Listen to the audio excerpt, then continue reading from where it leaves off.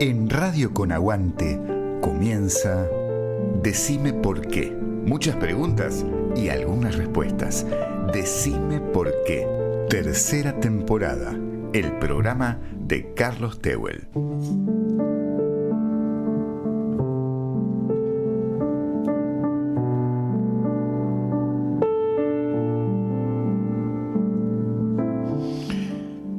La evolución de la historia del concepto de identidad es compleja. La idea moderna de una identidad singular y autónoma es relativamente reciente. En la antigüedad, los filósofos se preguntaban lo siguiente: ¿qué permanece siendo lo mismo? Por ejemplo, Parménides sostenía que el ser es uno e inmutable. Ya en el cristianismo, con San Agustín, aparecen las confesiones autobiográficas donde el autor intenta comprender quién es. De allí saltamos a la modernidad, donde René Descartes ubica la identidad en el pensamiento. Pienso, luego existo. John Locke, otro pensador moderno, relaciona la identidad personal con la memoria y la continuidad de la conciencia. Con Hegel, en el siglo XIX, la identidad deja de ser individual y pasa a constituirse en relación con los otros. Salto epistemológico importante. También Marx muestra cómo las condiciones sociales e históricas participan en la constitución de la identidad. ¿Y qué nos dice el psicoanálisis? El sujeto no coincide plenamente consigo mismo. Para Freud, las identificaciones son fundamentales en la constitución del yo. Este yo no nace dado, se forma a partir de relaciones significativas con esas figuras importantes para esa criatura. También Lacan nos dirá que la identidad es siempre una construcción imaginaria y nunca una unidad completa. El sujeto está dividido por el inconsciente. Sujeto barrado, como dice Lacan. Si pensamos la diferencia entre identidad e identificación, el psicoanálisis privilegia el concepto de identificación. Mientras la identidad remite a algo estable, ¿quién soy?, las identificaciones muestran los procesos por los cuales el sujeto se constituye a partir de los otros. Podríamos pensar entonces que la identidad no es un punto de partida, sino el efecto de una serie de identificaciones. Esta idea resulta fértil para pensar las transformaciones contemporáneas de la subjetividad, la diversidad sexual y de género, y los debates actuales sobre el lugar del nombre, la filiación y los nuevos modos de lazo social. Soy Carlos Tehuel y les doy la bienvenida a Decime por qué.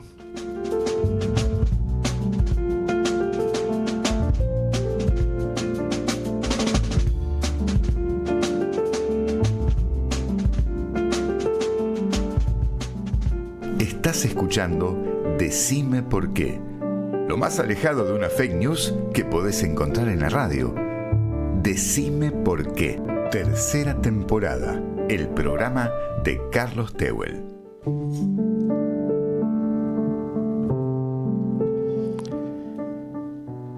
Amigos, amigas, buenas tardes. Un día hermoso de invierno soleado. Y estamos acá para hablar de identidad, de identificaciones, de diferencias, diversidad. ¿Y con quién vamos a conversar hoy en el programa número 40 de Decime por qué. Ya está con nosotros Leticia Glosser Fiorini, investigadora desde hace tantos años sobre estos temas, y que yo me imagino que esa investigación ha llevado a que le entreguen hace muy poquitos días el premio CONEX. Así que es un lujo, un placer tan enorme de tener a Leticia acá en Decime por qué, que Leticia querida, te doy la bienvenida al programa. Bueno, Carlos, muchas gracias. La verdad que es un honor estar acá y conversando sobre temas tan interesantes y además tan actuales, ¿no? Actuales no solo para el psicoanálisis, sino para la sociedad en general. Así que en ese sentido me parece una buena elección que podamos conversar sobre esto. Bueno, el honor es mío, Leticia, y realmente estás trabajando, yo creo que ya hace más de 30 años que estás investigando este tema, si no me equivoco. Sí, yo empecé, digamos, en los 90, trabajando especialmente alrededor de mis preocupaciones sobre el lugar de la mujer en el psicoanálisis, es decir, cómo se teorizaba, digamos, el lugar de lo femenino, que no es lo mismo que la mujer, pero de eso vamos a profundizar. Después lo profundizamos, pero digamos que es todo, digamos, una orientación del psicoanálisis que vale la pena revisar a la luz de muchas problemáticas actuales que aparecen en los consultorios. Uh-huh. Entonces, a raíz de eso, yo había publicado un trabajo que se llamó La posición femenina, una construcción heterogénea, que recibió el premio Cárcamo. Y en ese trabajo, en realidad, están todos los gérmenes, las raíces de lo que después fue mi libro, Lo femenino y el pensamiento complejo. Uh-huh. Bueno, hablando de libros, que, Leticia publicó ya varios libros e innumerables contribuciones en libros compilados, diríamos, ¿no es cierto? Y por supuesto también nos vas a contar tu actividad en la Asociación Psicoanalítica Internacional. Pero bueno, es tanta la profundidad de la investigación de Leticia que ahora les voy a mostrar, por ejemplo, el primer libro, La diferencia sexual en debate. El segundo, el primero es el... Es el primero, pero con segunda edición. Con segunda edición, entonces, sí, voy a mostrar primero claro. Que se publicó ¿en qué año? En 2015. En el 2015. Entonces, acá lo están viendo. La diferencia sexual en debate, cuerpos, deseos y ficciones. Lo editó Lugar Editorial, 2015. Nuevamente, para que lo vean. Muy bien. Y el segundo libro porque tiene una segunda edición que salió en el 2017, ¿puede ser? En 2020. 2020, la segunda edición. Lo femenino y el pensamiento complejo. Subjetividades en transición, también publicado por Lugar Editorial. Acá les estoy mostrando. Entonces, este es el primer libro, pero tiene una segunda edición ampliada del año 2020. Bueno, libro que para el programa de hoy lo estuve trabajando, leyendo, un libro pero exquisito, profundo, con teorías que va entramando Leticia en una prosa realmente hermosa, que lo recomiendo no solamente a los psicoanalistas, sino al público que se interese por este tema, ¿no es cierto? El género, la sexualidad, el pensamiento complejo.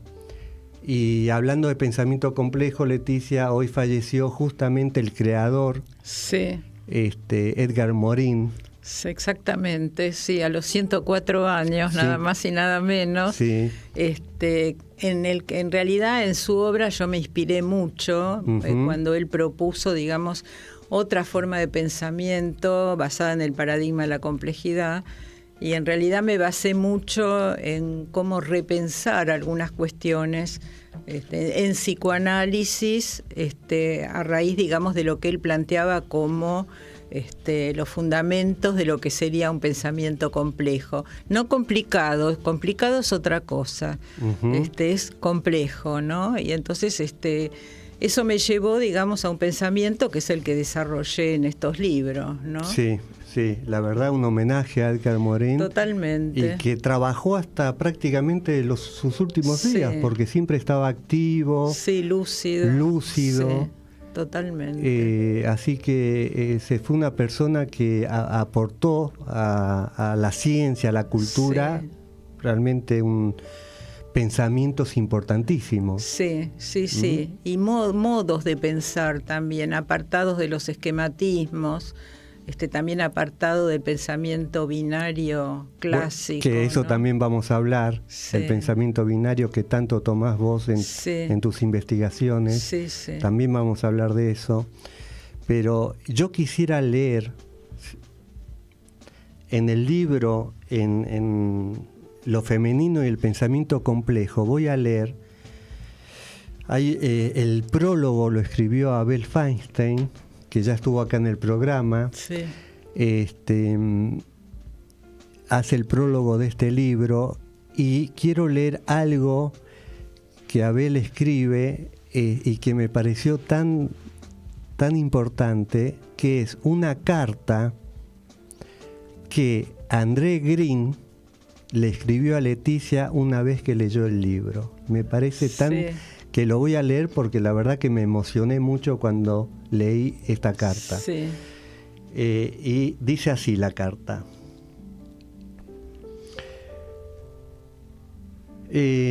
Quisiera escribirle sobre su libro Deconstrucción de lo femenino, lo pone. ¿Puede ser? Porque está en inglés. Porque sí, voy a aclarar que se publicó en inglés. Claro. Y el nombre fue Deconstructing the Feminine, o sea, deconstruyendo lo femenino. Deconstruyendo lo femenino. Sí, que ahora también se publicó en italiano, como Deconstruyendo lo femenino, pero en italiano. Ok, ¿no? Sí. Ok. Entonces le cambiaron el título, ¿no es cierto? Se cambió, sí, porque en esa época mucho no se conocía en el mundo anglosajón el pensamiento de Edgar Morin. Entonces ahí fue una decisión editorial. Mira, Deconstruyendo lo femenino. Sí. Entonces, André Green dice lo siguiente en la carta que le envía a Leticia, que está en el prólogo que escribe Abel Feinstein. Dice: quisiera escribirle sobre su libro Deconstruyendo lo femenino, que finalmente leí con gran interés. Tengo muchas razones para estar satisfecho al leer su libro. En primer lugar, me complace decir que, a mi entender, este es el trabajo más completo sobre la cuestión de lo femenino. No tengo dudas de que en el futuro va a ser considerado como la referencia sobre esta temática. También me agradó ver tantas referencias al psicoanálisis francés. Su conocimiento del trabajo del psicoanálisis francés es impresionante, así como de pensadores franceses como Deleuze, con quien tuve el privilegio de tener contacto por un tiempo largo antes de su muerte. Foucault y otros, pero también me resultó valioso que le es familiar la obra de Castoriadis y de Piero Lanier, quien fue una muy buena amiga mía. Irigaray, Grunberger, Menard, con quien me reuní varias veces, Granoff, Perrier y por supuesto Laplanche. Me resultó placentero leer sus comentarios sobre la obra de Freud que usted estudió cuidadosamente. Sus ideas van más allá de los clásicos teoremas sobre lo femenino y abren nuevos caminos. Me interesaron sus ideas sobre los ideales, los ricos conceptos sobre el otro, su concepto tripartito sobre el campo de los ideales, el campo del deseo, lo arcaico y también su referencia a la intersubjetividad. Como ve, hay muchos puntos que me gustaría discutir. me interesaron las ideas de Trias sobre el límite, habiendo yo mismo contribuido a este tópico. Y también, por supuesto, las muchas referencias a lo simbólico, muy inspiradas en el psicoanálisis francés. Felicitaciones por este muy valioso libro. Espero tener la posibilidad de discutirlo en el futuro. Cordialmente, André Green. Bueno, realmente, no sé, me parece que recibir este comentario de Green debe haber sido para vos, Leticia, algo... Sí, realmente fue impactante porque no me lo esperaba. Claro. Y emocionante también, ¿no? Porque sentí por todos los comentarios, era un poco más larga la carta, pero está lo principal. Por los comentarios sentí que había entendido perfectamente lo que yo quería decir y no mucha gente en ese momento. ¿Esto en qué año te escribió esta carta? Y bueno, apenas salió apareció en el 2000, no, porque el libro apareció en 2001 en castellano, 2007 en inglés, 2008 me habrá escrito, antes de... ¿Y tuviste la oportunidad? Y no, lamentablemente cuando yo ya me estaba, digamos, haciendo la idea que tenía que hacer ese viaje para hablar con él se agravó, ya estaba enfermo. En su salud. Sí, y falleció. Quedó ahí, digamos, algo pendiente. Algo pendiente, pero con esta carta... Sí, no, además fue una carta escrita a mano, no fue una carta... Me llegó por correo, cosa muy rara hoy en día, claro. Y en ese momento también. Sí. Que la tengo, por supuesto, guardada. Como un tesoro. Sí, fotografiada y demás, ¿no? Claro. Sí. Sí, me imagino cuando recibiste esta carta el impacto, ¿no? Sí, fue muy difícil porque justo yo estaba atendiendo y entonces me costó bastante reponerme de la emoción para poder seguir trabajando, ¿no? Uh-huh. Bueno, me imagino un libro tuyo que lo haya leído Green y que tenga esta aceptación y las ganas de debatir, de intercambiar contigo, realmente es muy emocionante. Muy emocionante. Totalmente. Sí, yo mismo cuando leí, cuando Abel traduce la carta en el prólogo, me sorprendí tan gratamente. Sí, porque bueno, no es solamente que digamos, se notaba que lo leyó el libro, que no era una cosa formal, sino además esta cosa de querer seguir discutiendo temas conmigo. Bueno, eso me pareció como ya un paso enorme. Enorme, ¿no? Sí, enorme, totalmente. Estar al nivel teórico, ¿no es cierto?, de alguien que produjo tanto en el psicoanálisis, ¿no es cierto? Exactamente, sí. Bueno, digamos... Muy bien, hemos hecho la introducción, vamos a escuchar nuestra primera canción y después sí nos metemos a fondo con todos los conceptos que plantea Leticia de su investigación de tantos años en el tema fundamentalmente de lo femenino, diría yo, ¿no? Así que hoy está Marcos allá en la operación... En nuestra operación del programa de hoy. Hola Marcos, junto con Pablo Fernández. Hola Pablo, y vamos a escuchar entonces nuestra primera canción, Marcos.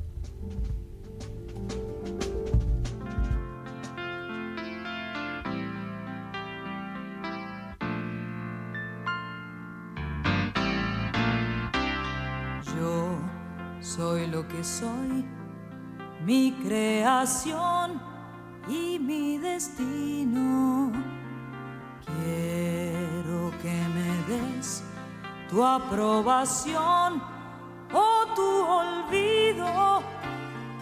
Este es mi mundo, ¿por qué no sentir orgullo de eso? Es mi mundo y no hay razón para ocultarlo. ¿De qué sirve vivir si no puedo decir soy lo que soy?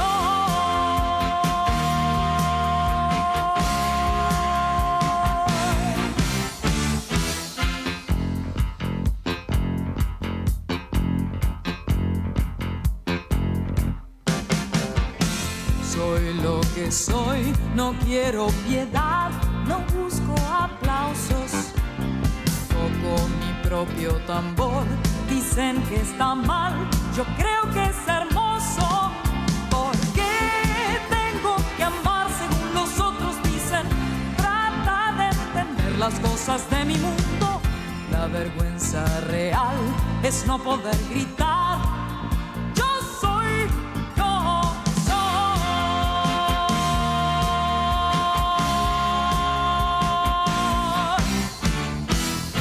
Soy lo que soy, no tengo que dar excusas por eso. A nadie hago mal, el sol sale igual, para mí, para ellos. Tenemos una sola vida sin retorno, ¿por qué no vivir como de verdad somos? No quiero fingir, no voy a mentir. Yo soy lo que soy.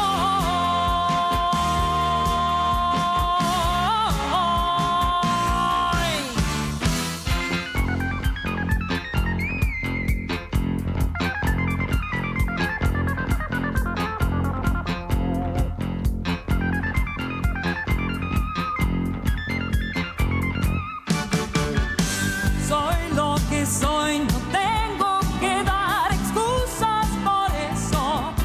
A nadie, nadie, nadie hago mal, el sol sale igual, para mí, para ellos.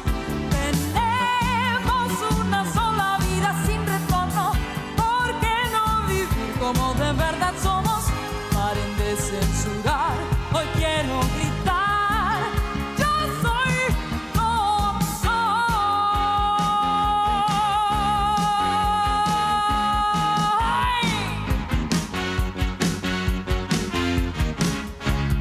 Yo soy lo que soy. Soy lo que soy. Yo soy lo que soy. Soy lo que soy. Yo soy lo que soy. Soy lo que soy. Yo soy lo que soy. Lo que soy. Lo que soy. Yo soy lo que soy.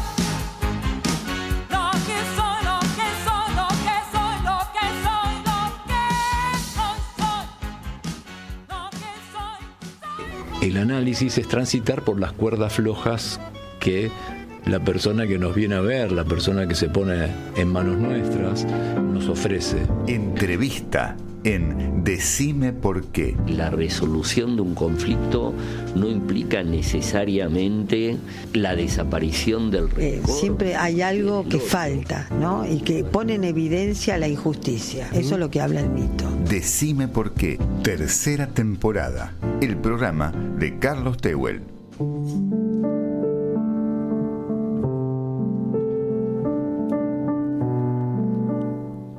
Hemos escuchado Soy lo que soy, interpretado por hermosa canción por Sandra Mianovich.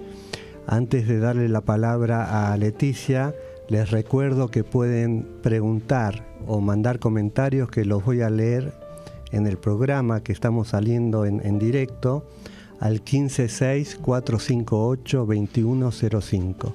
Repito, 156-458-2105. Mandan alguna pregunta a Leticia, algún comentario que lo voy a leer. Muy bien, Leti. Sandra Mianovich dice, soy lo que soy.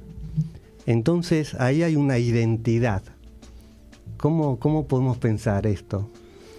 Bueno, yo te diría lo siguiente, que en primer lugar que identidad se puede tomar de distintas maneras, que vos mismo lo planteaste al principio.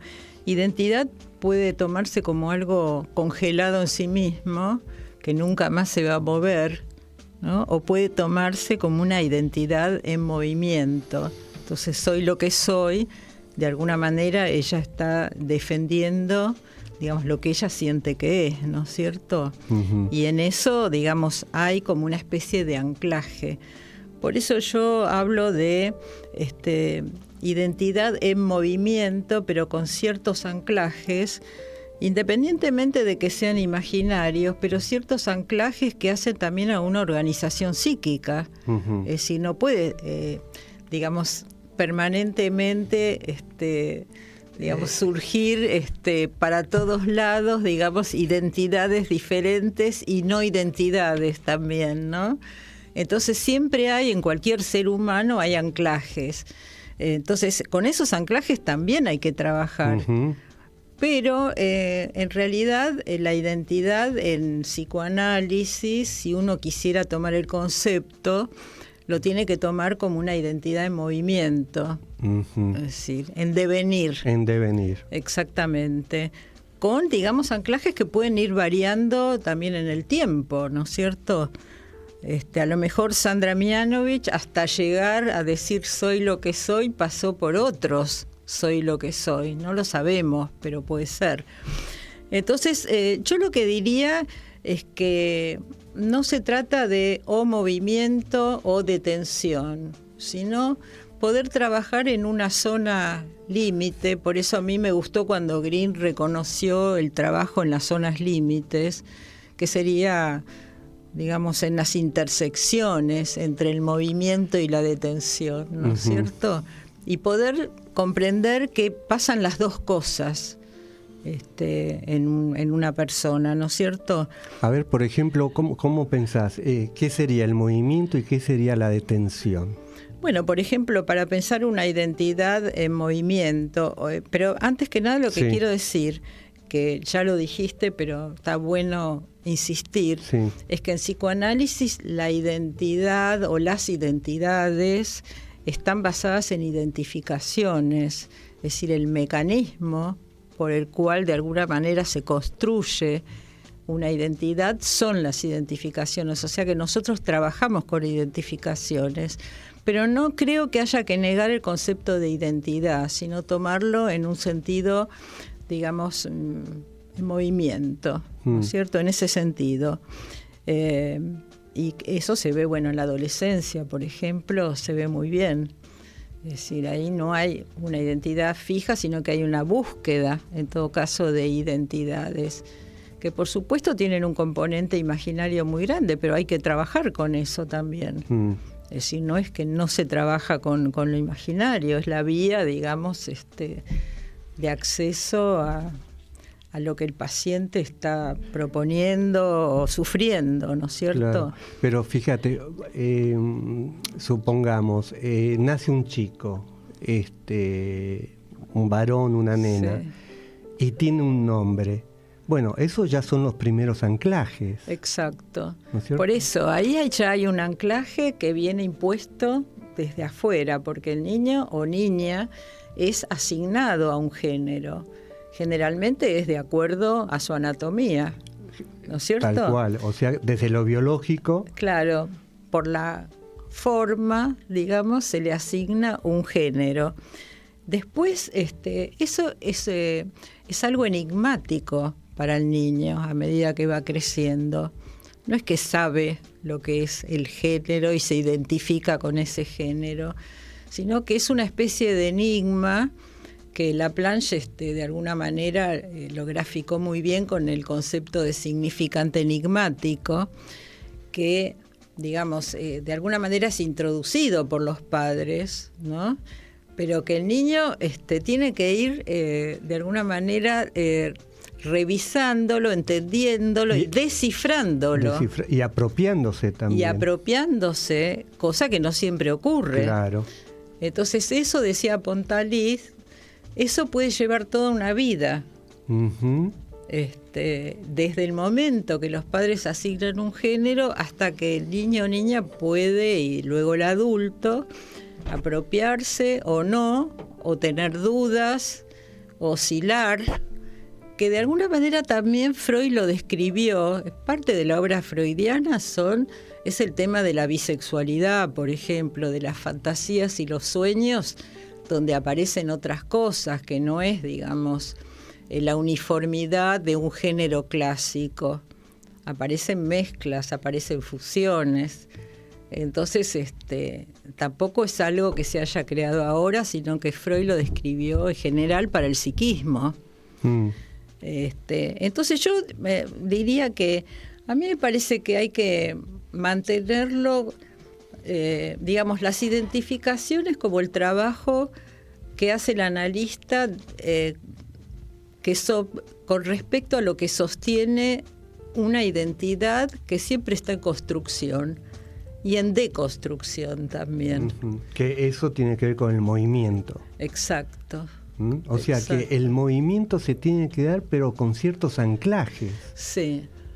Para mí sí, porque si no, digamos, si no existen esos anclajes, el psiquismo entra en un caos, pero no en un caos productivo, porque hay caos productivos también, sino en un caos que no le permite organizarse. Claro, ¿no? Claro.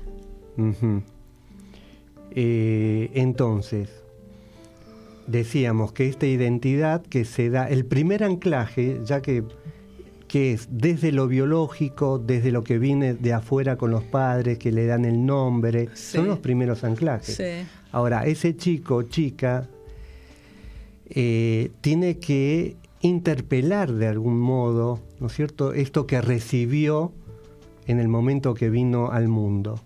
Claro. En un movimiento, digamos, cuando no interpela o cuando no hay movimiento, hay una cristalización de esa identidad que dice, bueno, yo nací así, yo soy así. Sí, o los varones son así, tienen que ser de tal manera, las niñas tienen que ser de otra. Eso es así. Pero también hay digamos, es más complejo el tema porque está la asignación de género, pero están también los deseos de los padres. Entonces ahí hay un interjuego justamente entre las identificaciones que se van construyendo alrededor de ese género que se le asignó al recién nacido y el deseo de los padres y cómo a partir de ahí se va generando también un deseo propio. Bueno, a ver si podés ampliar esto de los deseos de los padres. ¿Cómo interjuega el deseo de los padres con el género, con la sexualidad? ¿Cómo sería? Obviamente que todos sabemos, ¿no?, que hay deseos conscientes e inconscientes también, ¿no? Y a veces que vienen por vía transgeneracional también, y que representan también discursos de la cultura, es decir, es una mezcla los deseos de los padres, no es algo aislado. Y esos deseos pueden entrar también en contradicción con el género asignado. Se le puede asignar a un niño que es varón porque su anatomía coincide con el ser varón, pero los deseos, pongámosle, de la madre o del padre van por otro lado, que sea una niña, por ejemplo. O sea, ahí ya se empieza a producir, digamos, una especie de situación conflictiva. Claro, hay un choque. Sí, lo que confundió mucho en Freud cuando dijo la anatomía es el destino. Exacto. Sí. Yo creo que para mí no es una frase feliz. No. Yo creo que la anatomía está y forma parte de esta complejidad. Y ahí volvemos a Morin, a Edgar Morin. O sea, porque está la anatomía, está el cuerpo, con sus partes simbolizables, no simbolizables y demás. Está el género que se asignó y que los niños pueden asumir o no, depende. Y está el deseo, digamos, que de alguna manera sostiene también todo esto. Entonces, un poco la idea, como yo lo pienso, por lo menos y me sirve, es no trabajar tanto con el o. ¿Es la anatomía o es el género? ¿Es el género o es el deseo? Yo tomé ahí las ideas de Morin para pensar por lo menos en 3 o 4 variables y que están todas en juego. Y de acuerdo a cómo armonicen o no, o entren en conflicto, bueno, van a ser las problemáticas que vamos a ver en el consultorio, ¿no? Entonces de ahí un poco es salir del pensamiento esquemático, binario y demás, ¿no? Que para escuchar a un paciente no es bueno. Sí, vos ahí trabajás mucho el tema, cómo pensar cómo se abre lo binario, ¿no es cierto? Eso lo trabajás muchísimo en tu libro. Sí. ¿Cómo sería esto? Porque siempre se plantea, en el pensamiento moderno occidental, se plantea lo binario. Sí. Normal, patológico, sí. Fálico, castrado, sí. Hombre-mujer, ¿no es cierto? Sí, y como cosas que son, digamos, como muy polarizadas, ¿no? O estás en un lado o estás en el otro. Sí. Yo trabajo más con el concepto de límite, pero como lo planteaba Eugenio Trías, un filósofo español que es muy interesante. Que lo nombra André Green justamente en la carta que te mandó. Sí, que él en realidad trabaja el concepto de límite no como una especie de línea que separa dos zonas, pongámosle, o dos variables, sino como un espacio. Y él daba el ejemplo que a mí me resultó muy clarificador, por ejemplo, cuando los ejércitos romanos avanzaban sobre los bárbaros en Europa. Entonces, a medida que iban conquistando pueblos bárbaros, se establecían ahí. Cuando se establecían, quedaba una zona intermedia, que eran los romanos con los bárbaros, y de un lado estaban los bárbaros puros y del otro lado los romanos puros. Entonces ese límite no es una línea en negativo, ni un separador, es una zona. Entonces yo traté de pensar eso en psicoanálisis, para poder entender más lo que le pasa a muchos pacientes, que casi ningún paciente, ninguna persona, digamos, entra estrictamente en una polaridad o en otra. Y también me basé, en la idea de Winnicott de espacio transicional, por supuesto, ¿no? En eso. Que me parece que fue una idea genial de él. Y el otro concepto interesante para pensar esto, me haces pensar, es el mestizaje. Claro, exactamente. Como Freud planteaba también la fantasía, ¿no? Como mestiza, ¿no? Entonces, me parece que ahí se puede entender más lo que le puede pasar, digamos, a la persona que consulta, a todos los conflictos que puede haber, sin necesidad de recurrir, a o es hombre o es mujer, o cosas por el estilo, ¿no? De todo tipo, ¿no? Sacar un poco el o y tratar de trabajar en esas intersecciones, como puede ser el concepto de fantasía de Freud o los sueños, lo que pasa en la vida psíquica, que es mucho más complejo que pensar en estas identidades, digamos, tan fijas, ¿no? Perfecto. Bueno, hacemos un pequeño cortecito y seguimos charlando con Leticia Glosser Fiorini, este tema tan apasionante. Hacemos el pequeño corte, Marcos, adelante. Comienzo de espacio publicitario. Manual práctico de oratoria de Rafael Arrastía Mendoza, para potenciar el discurso de quienes quieren ocupar lugares de liderazgo. Pedilo a @Rafael Arrastía Mendoza. Informes al 11 60 31 44 23. Lo que empezó en la radio hoy toma forma del libro Decime por qué, palabras que dejan huella, con lo mejor de las entrevistas de este programa de radio. Voces, experiencias y reflexiones que invitan a mirar más profundo. Decime por qué, palabras que dejan huella, un libro de Héctor Yurchak. Conseguilo en Paidós, Avenida Las Heras 3741, local 31. Publicó Ricardo Vergara Ediciones. ¿Sabías que la radio es socia de Cadero? La Cámara Argentina de Radios Online nos permite expandir la comunicación hacia otras comunidades, compartir experiencias con otros radialistas y mantenernos a la vanguardia tecnológica en esta industria de contenidos creativa. Cadero. Somos la voz digital.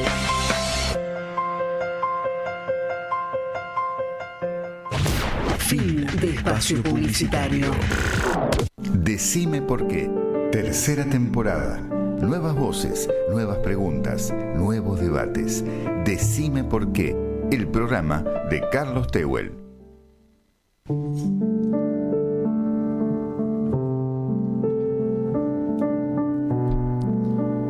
Acá estamos nuevamente y con el apuro de charlar, de conversar con Leticia, me olvidé de presentarla. Así que entonces ahora les voy a leer algo del currículum tan extenso de Leticia que, bueno, voy a leer algo.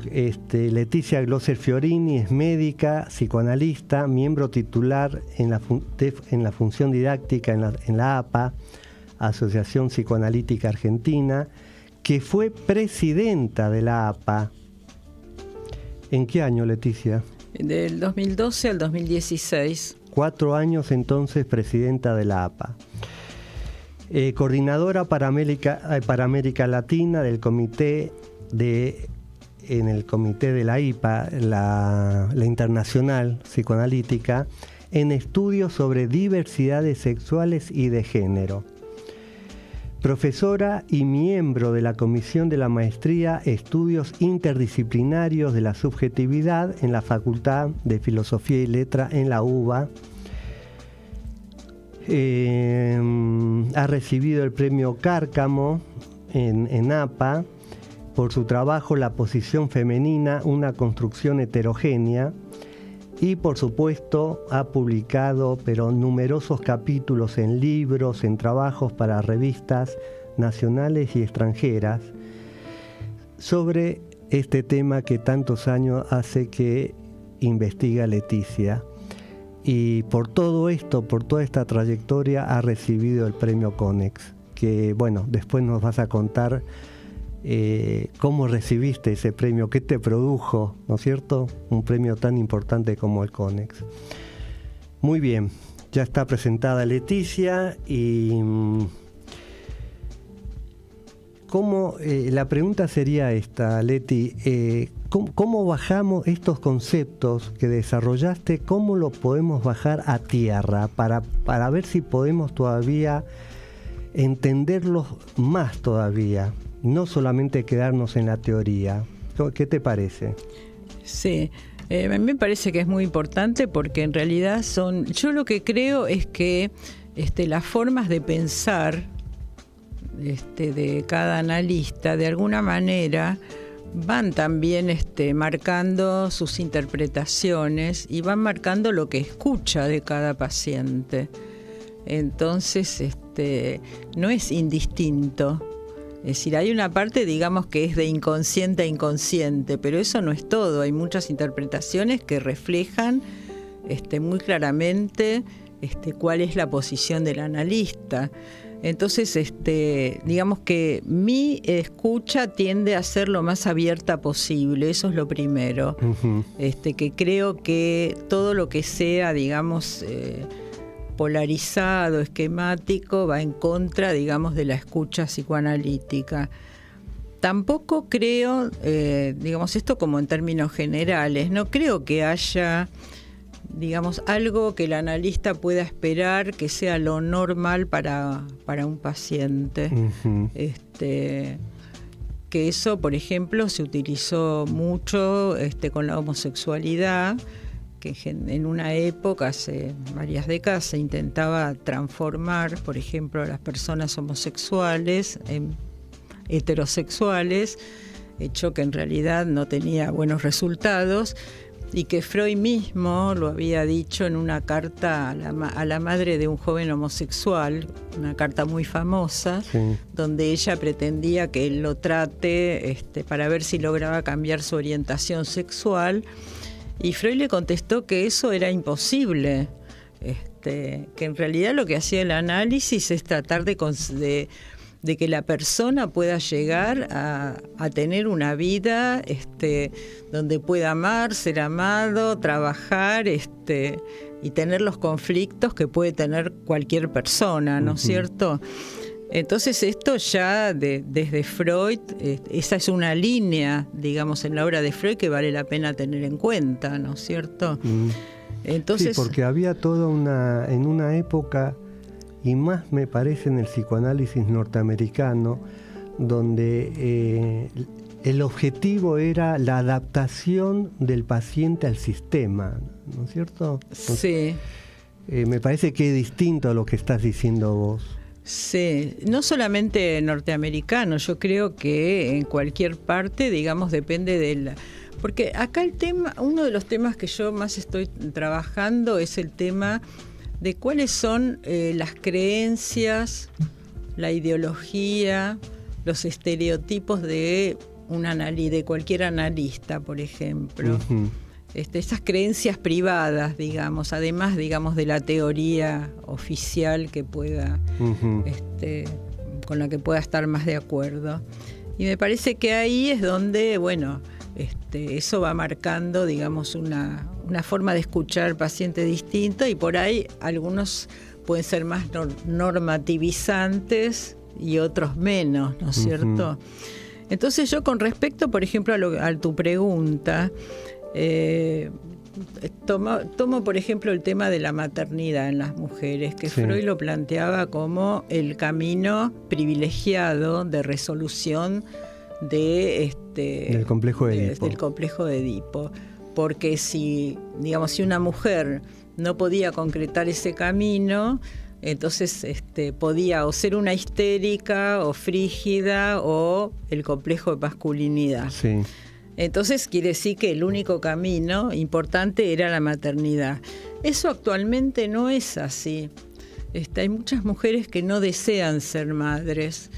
Y entonces ahí justamente, si nosotros utilizamos un pensamiento muy esquemático, muy binario, digamos, decimos, bueno, o es madre o es una patología, analicemos la patología. Uh-huh. Eso, digamos, yo también al principio lo trabajaba así, sin tanto énfasis en la patología, ¿no? Pero podían ser inhibiciones y demás, fobias que puede haber. Pero no es el único camino, actualmente no se lo puede pensar así. Entonces ya hay que empezar a ramificar, hay que salir de esas. En la clínica hay que escuchar y ver si realmente hay un deseo de ser madre, o por ahí hay otros deseos, porque también hay otros deseos en las mujeres. Entonces me parece que eso abre otros caminos de una escucha diferente. Sí, que existe también el no deseo de hijo. Y que no es patología.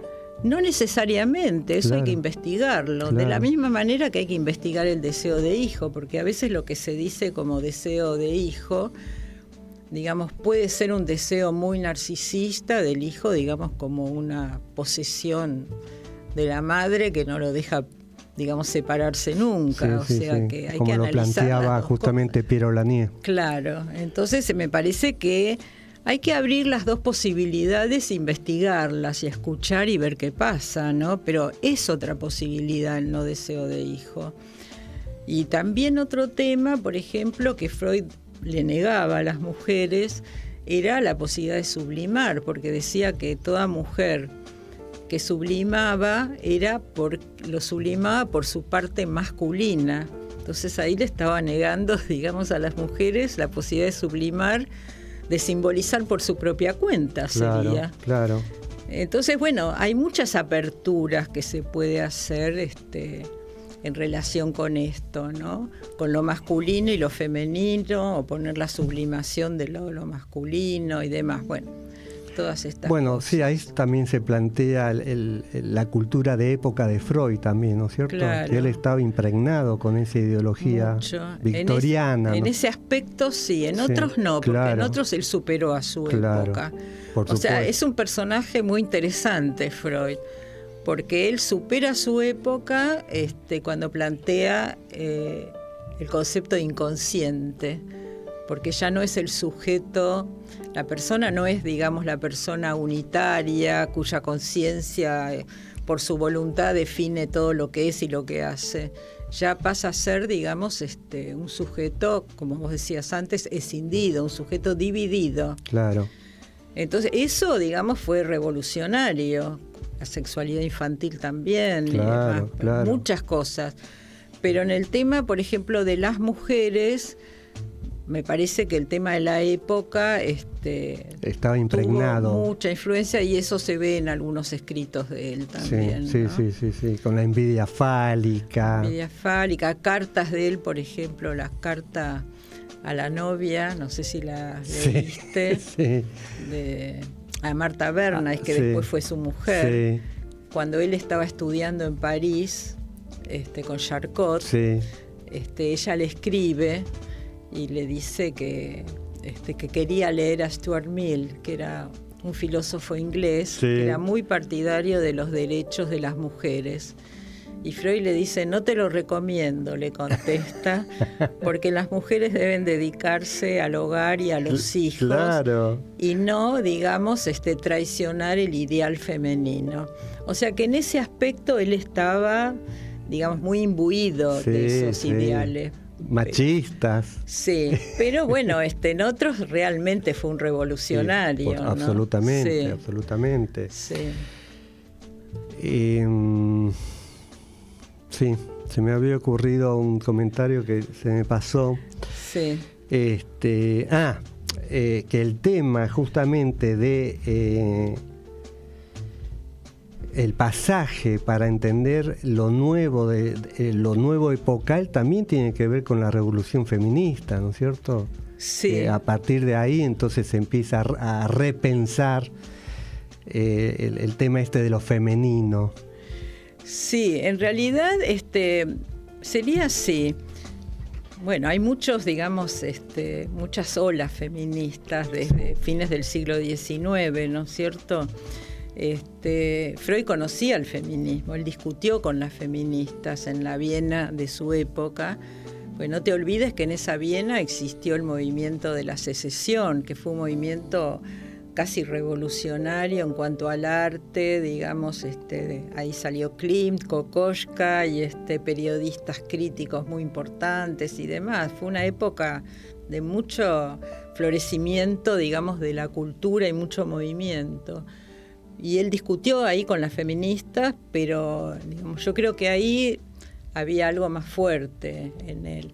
Pero volviendo a esto, bueno, de todos los movimientos feministas, obviamente lo más llamativo es lo que aparece ahora en el siglo XXI, que es la cuarta ola de los feminismos, que es cuando aparecen movimientos masivos. Claro, ¿no? Entonces, empezando con Simone de Beauvoir, ¿no es cierto? Y sí, bueno, por eso hubo muchos, pero quiero decir que todo eso pone, digamos, a la luz problemáticas de las mujeres, pero el tema que yo me planteé cuando empecé con esto es cómo eso se refleja en el psicoanálisis. Es decir, si el psicoanálisis debe insistir, digamos, con la teoría freudiana sobre el desarrollo de la niña, o si, digamos, ya hace mucho que es hora, digamos, de que cambie, digamos, esas posiciones, ¿no? Sí. Bien, llegado a este punto, entonces hacemos el último corte del programa número 40 con la invitada de lujo, Leticia Glosser Fiorini, hablando sobre la feminidad, sobre el género. Así que hacemos el último corte. Marcos, adelante, por favor. Lo que empezó en la radio hoy toma forma del libro Decime por qué, palabras que dejan huella, con lo mejor de las entrevistas de este programa de radio. Voces, experiencias y reflexiones que invitan a mirar más profundo. Decime por qué, palabras que dejan huella. Un libro de Héctor Yudchak. Conseguilo en Paidós, Avenida Las Heras 3741, local 31. Publicó Ricardo Vergara Ediciones. Estudio MC, consultoría nacional e internacional con diplomatura de ESCA. Da asesoramiento integral, acompañamiento y gestión en temas legales en Cava, provincia de Buenos Aires y fuero federal. Defensa penal con compromiso y estrategia desde el primer momento. Derecho civil. Buscamos las soluciones a tu problema con mediciones, contratos, sucesiones, familia y patrimonio. Procedimientos administrativos. Elaboración de carpetas y representación ante organismos públicos nacionales y provinciales. Gestorías rápidas y confiables. responsables. Un equipo con asesoramiento personalizado en cada etapa. Atención en Ciudad Autónoma de Buenos Aires, Provincia de Buenos Aires y tribunales federales. Con experiencia, seriedad y compromiso en todos los temas legales y acompañamiento en cada etapa de tu caso u problema. Nuestra prioridad es tu tranquilidad jurídica. Doctora Marta Mirabete Cicero. Mensajes 11 58 93 47 48.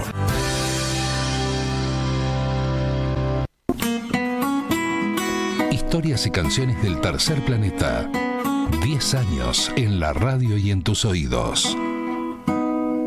Estás escuchando Decime por qué. La curiosidad hecha radio. Decime por qué. Tercera temporada. El programa de Carlos Tehuel. Estamos entonces ya en el último tramo del programa número 40 de la tercera temporada, con una invitada de lujo, Leticia Glosser Fiorini. Y Leticia, te comento que hay dos comentarios. Vicky García, que es amiga y colega de la APA, dice: hermoso programa. La charla con tu invitada, Leticia Glosser Fiorini, es una verdadera clase que se disfruta, que invita a reflexionar y a preguntarse. De una investigadora exquisita y un entrevistador de lujo. Bueno, eso ya me pone a mí un poco colorado. Muchas gracias a los dos. Así que muchas gracias, Vicky, por tu comentario. Y efectivamente, Leticia es una investigadora exquisita.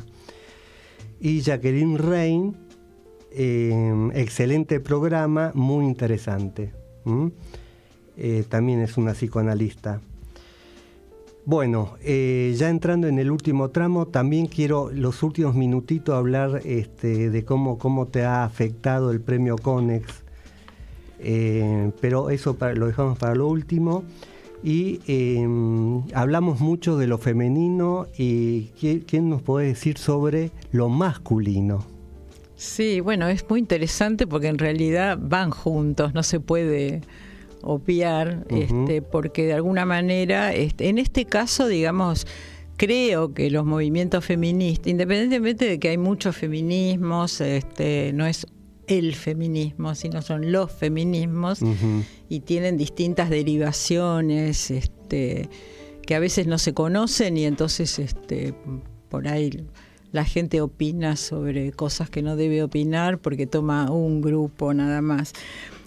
Pero el tema es el siguiente, que todo esto está en la cuarta ola, digamos, afecta también al concepto clásico de masculinidad, por lo tanto a los hombres, y también a su educación, o sea, incluso a lo que hablábamos antes de cómo procesan su propio género, el género asignado, porque en general se va procesando y hay, digamos, una imagen ideal, entre comillas, de lo que es la masculinidad. Entonces, bueno, ahí, digamos, entra en conflicto con estas, digamos, estos lugares que las mujeres quieren pasar a ocupar también, ¿no es cierto? Entonces, esto puede originar reacciones que hoy en día se ven bastante, porque así como hubo una cuarta ola y existe esa cuarta ola, pero también es verdad que existe una ola neoconservadora actualmente. Digamos, lo que pasa en la cultura, de alguna manera, a nosotros como psicoanalistas nos afecta también. ¿Por qué? Porque, bueno, las consultas que nosotros recibimos tienen que ver con un mundo interno de cada persona, pero también tienen que ver con lo que traen del mundo externo. Entonces, ¿qué es lo que está pasando? Porque el mundo externo también pasa letra. Los discursos, digamos, que aparecen en el lenguaje pasan letra. Entonces ahí aparecen, digamos, problemas con las masculinidades que toman dos vías. Una es la masculinidad herida, que intenta, digamos, sobreactuar, digamos, e imponer la masculinidad anterior. Y otros serían, digamos, repensar la masculinidad, es que ahora, digamos, hay grupos, digamos, que están en eso, en repensar, digamos, el concepto de masculinidad, así como se repiensa el concepto de feminidad, que son conceptos muy ambiguos. Sí, se habla de las nuevas masculinidades, claro, ¿no es cierto? Exactamente.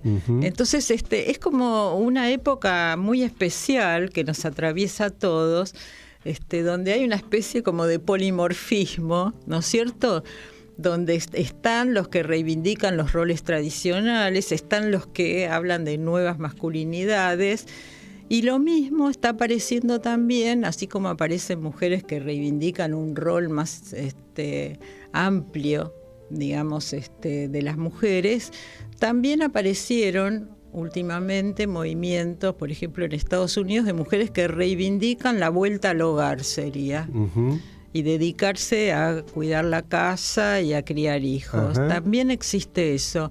O sea que es un momento, digamos, muy crítico, en el sentido de que están apareciendo cosas muy heterogéneas y muy contradictorias.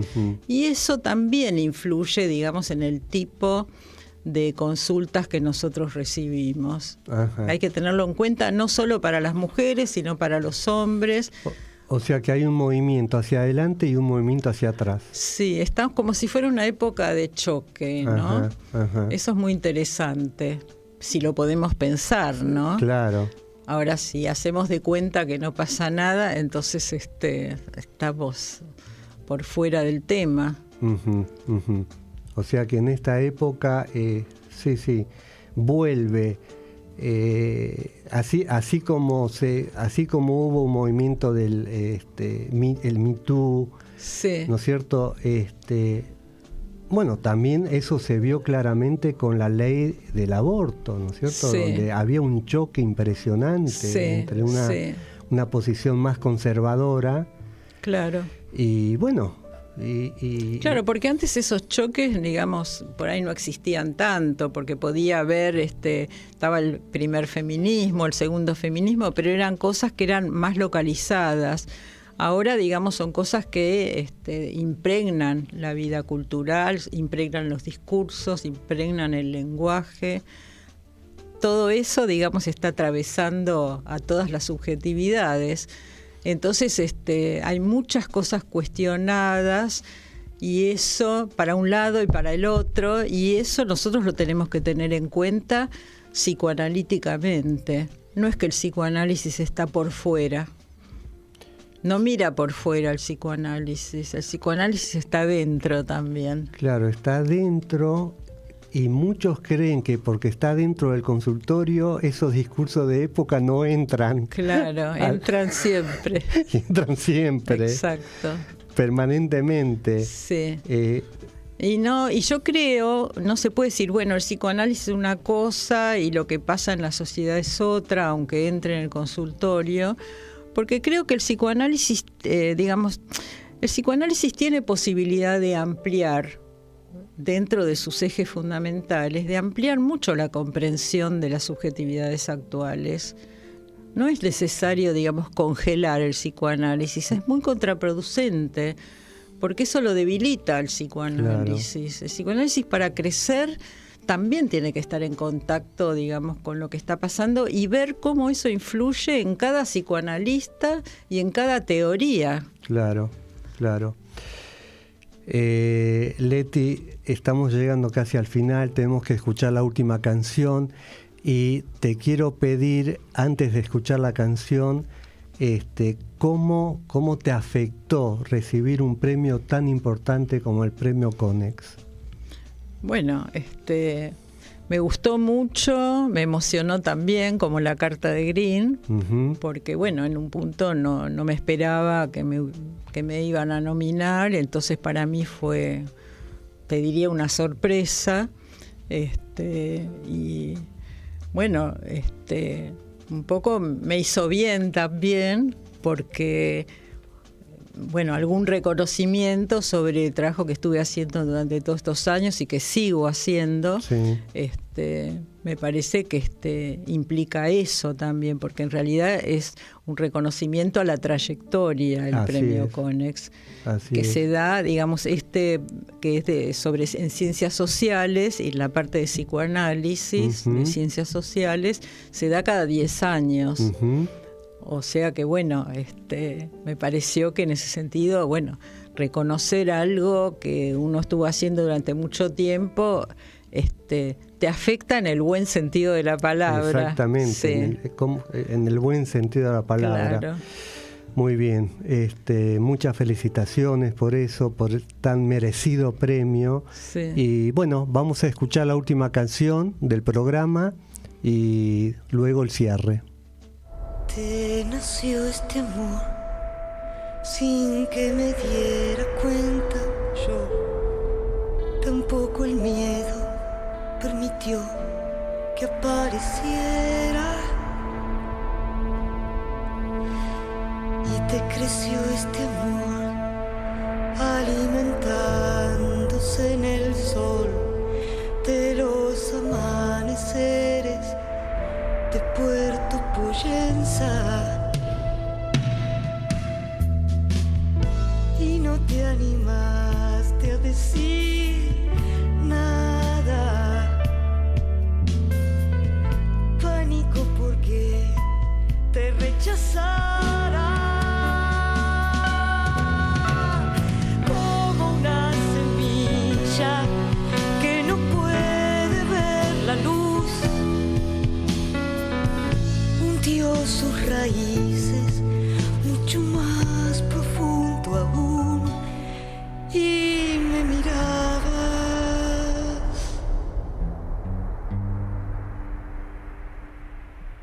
y me esperabas.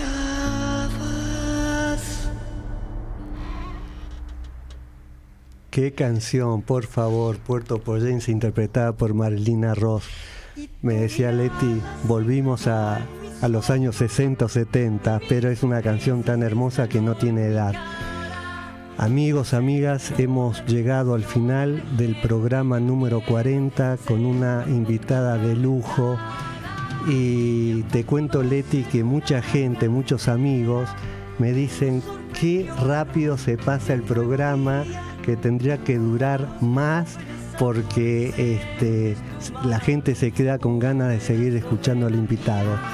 Pero esto es así y se pasa tan rápido, y me dan muchas ganas seguramente de invitarte nuevamente para continuar con este tema que es inagotable y que quedó en el tintero muchísimas cosas que desarrollás, pero bueno, este es el tiempo que tenemos en el programa. Te agradezco un montón, Leticia, fue un verdadero placer escucharte y conversar contigo. Bueno, muchas gracias, la verdad que muy agradecida por la invitación, y en relación a lo que te dicen allí en los mensajes, es bueno quedarse con ganas también. Exactamente, es bueno quedarse con ganas. Amigos, será hasta el próximo sábado, que tengan buena semana, y vamos a tener otra invitada también para hablar sobre ludopatía, Diana Litvinov, y que también es un tema tan actual, de época, ¿no es cierto?, qué pasa con esas adicciones en los jóvenes. Muchísimas gracias y hasta el próximo sábado.